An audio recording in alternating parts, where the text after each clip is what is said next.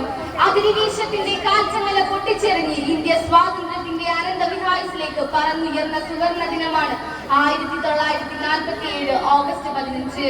വിദേശ ശക്തികളുടെ കരങ്ങളിൽ ശ്വാസം മുട്ടിക്കഴിഞ്ഞ നമ്മുടെ ഭാരതം സ്വാതന്ത്ര്യത്തിന്റെ അമൃതം നുകർന്ന മഹത്തായ സുദിനം.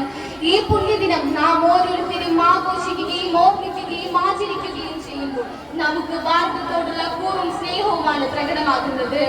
സ്വാതന്ത്ര്യത്തിന്റെ വിലയും അസ്വാതന്ത്ര്യത്തിന്റെ പീഡനങ്ങളും അറിഞ്ഞ നമ്മുടെ ഭാരതത്തിന്റെ പിന്നിട്ട നാളുകൾ ഭാവി തലമുറയിൽ കൊളുത്തിവെക്കുന്നത് പാരതന്ത്ര്യം മാനികൾക്ക് മൃതിയേക്കാൾ ഭയാനകമെന്ന ആശാന്റെ വാക്കുകളാണ്.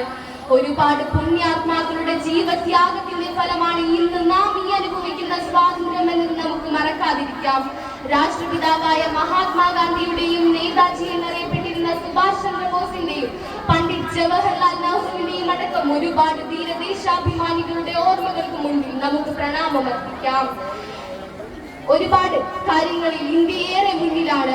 ലോകത്തിലെ ഏറ്റവും വലിയ ജനാധിപത്യ രാഷ്ട്രങ്ങളിൽ ഒന്നായി ഇന്ത്യയെ വളർത്തുന്നതിന് തുടക്കം കുറിച്ച ദിനം കൂടിയാണ് ഓഗസ്റ്റ് 15.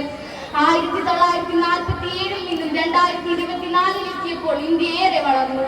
ശാസ്ത്ര സാങ്കേതിക മേഖലകൾ, വിദ്യാഭ്യാസം, പ്രതിരോധം എന്നിവയിലെല്ലാം ഇന്ത്യ ഏറെ മുന്നേറുന്നു. അന്ന് അത്രയേറെ ധീരദേശാഭിമാനികൾ സ്വപ്നം കണ്ട ഒരു ഇന്ത്യയാണോ ഇന്ന് നാം ഈ കാണുന്നത്? കൊലപാതകങ്ങളും സ്ത്രീധന മരണങ്ങളും തുടർക്കഥയാകുമ്പോൾ യഥാർത്ഥത്തിൽ നമുക്ക് സ്വാതന്ത്ര്യം ലഭിച്ചിട്ടുണ്ടോ എന്ന് നാം സംശയിക്കേണ്ടിയിരിക്കുന്നു. എങ്കിലും നമ്മുടെ ഇന്ത്യ, നമ്മുടെ ഭാരതം ഇന്ന് 78ാം സ്വാതന്ത്ര്യ ദിനം ആഘോഷിക്കുന്ന ഈ വേളയിൽ നമുക്ക് ഓരോരുത്തർക്കും ഒരു ഇന്ത്യക്കാരനായിട്ട് അഭിമാനിക്കാം, ആഘോഷിക്കാം. അഴിമതികളും ഭിന്നതകളും കലഹങ്ങളും ഇല്ലാത്ത ജാതിയുടെയും മതത്തിന്റെയും വർണ്ണ വ്യവസ്ഥകൾക്കും അതീതമായ ഒരു ഇന്ത്യയാണ് എന്റെ സ്വപ്നം, നമ്മുടെ സ്വപ്നം. അങ്ങനെ ഒരു ഇന്ത്യയെ പടുത്തുയർത്താൻ നമുക്ക് ഓരോരുത്തർക്കും സാധിക്കട്ടെ എന്ന് ജഗദീശ്വരനോട് പ്രാർത്ഥിക്കുന്നു. നാനാത്വത്തിൽ ഏകത്വം എന്ന മഹത്തായ തത്വം ഉയർത്തിപ്പിടിക്കുന്ന നമ്മുടെ നാടിന്റെ വൈവിധ്യങ്ങൾ ലോകത്തിന് തന്നെ മാതൃകയാണ്.